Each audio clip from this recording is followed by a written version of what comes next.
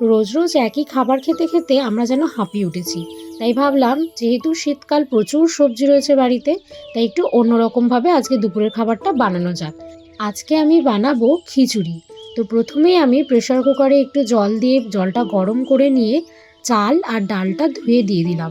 আমি এখানে মসুর ডালের ব্যবহার করেছি, তোমরা চাইলে ছোলার ডাল মুগের ডালেরও ব্যবহার করতে পারো। বাড়িতে ফ্রিজ খুলে দেখি একটা বাঁধাকপি রয়েছে, ভাবলাম এটাও আজকে খিচুড়ির মধ্যে দিয়ে দিই। তাই ঝিরিঝিরি করে কেটে ভালো করে ধুয়ে এখন দিয়ে দিলাম প্রেসার কুকারের মধ্যে।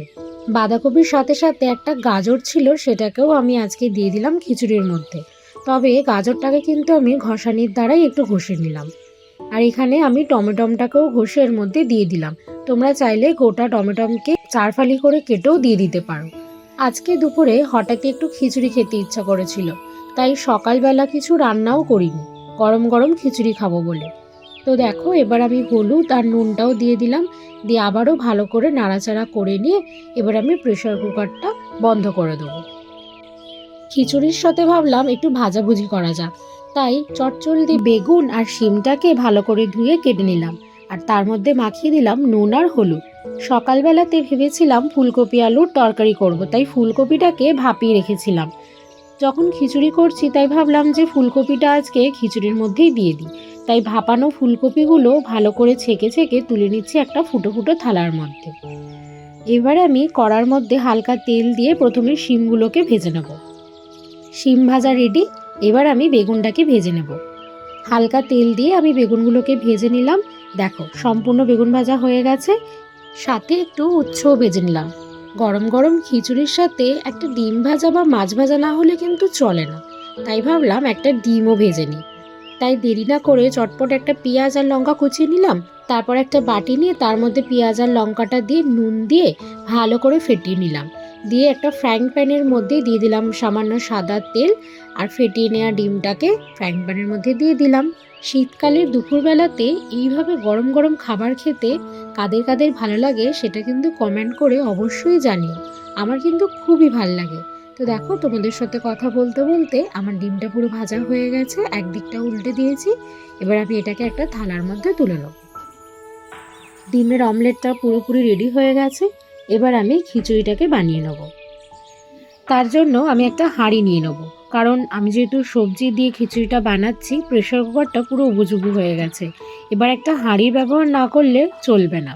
তাই হাঁড়ির মধ্যে আমি একটু দিয়ে দিলাম তেল, তারপরে দিয়ে দিলাম তেজপাতা আর শুকনো লঙ্কা। এগুলোকে একটু গরম করে নেওয়ার পর আমি এর মধ্যে দিয়ে দেবো 1 চামচ মতন 5 ফোড়ন। এখন আমি দিয়ে দিচ্ছি 1 চামচ আদা বাটা। এরপর আমি দিয়ে দিলাম ফুলকপি আর আলু। আলুটা কিন্তু বন্ধুরা আমার ফ্রিজে সবসময় আগে থাকতে সিদ্ধ করা থাকে। কখন কি দরকার পড়বে সেই জন্য আমি সবসময় আলুটা আগে থাকতে সিদ্ধ করে রেখে দিই। এবার আমি খুব ভালো করে এগুলোকে ভেজে নেব। তোমরা চাইলে ফুলকপি আর আলুটা ছাঁকা তেলেও ভেজে নিতে পারো। দিয়ে দিলাম 1 চামচ মতন হলুদ গুঁড়ো, 1 চামচ মতন স্বাদ অনুযায়ী নুন আর জিরে গুঁড়ো। প্রেসার কুকারে 3টে সিটি পড়ার পরই আমি গ্যাসটা বন্ধ করে রেখে দিয়েছিলাম।